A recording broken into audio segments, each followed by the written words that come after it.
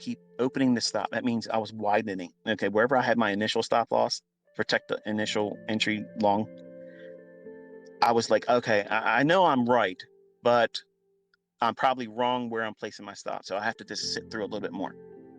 Open it up more and more, a little bit more, open it more. And I was like, okay, now this thing's looking like it really wants to go down to go right to my stop. I'm going to just take the stop off. Well, that's when it fucking tanked. Okay. And I experienced $6,000 per contract. That's not fun. That's not fucking fun. Okay. Especially when you're not in front of the chart seeing it. It's just changing numbers. Okay. It's changing numbers on the screen. So I was like, okay, this is bullshit. I gotta get out of this. This is painful. Well, that lesson, that pain, that uncomfortable state would have taken many of you out of this and say, I'm never doing it again. Was I embarrassed because my friends saw me lose big? Absolutely. I was fucking totally demoralized. But I turned it around. I said, okay, that's never going to happen again. I knew I was wrong, but I arm wrestled it.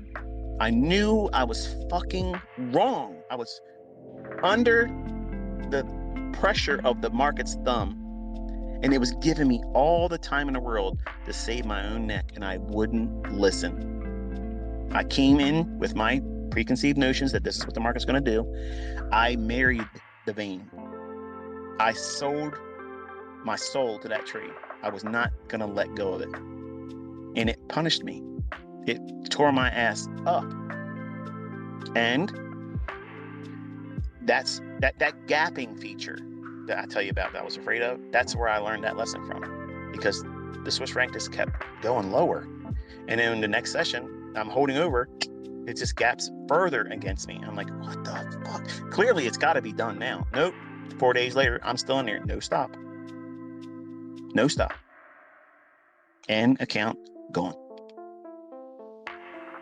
So back to saving money, working on the weekend, delivering pizza, getting some scratch capital raised up again, and I had to go back in and do it all over again.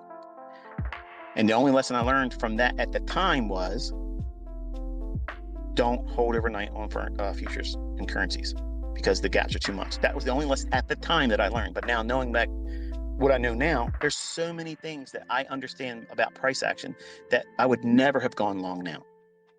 As the trader I am right now, and it's not because I'm hindsight 2020 and everybody could be saying the same thing. I know things that I was falling victim to, and I was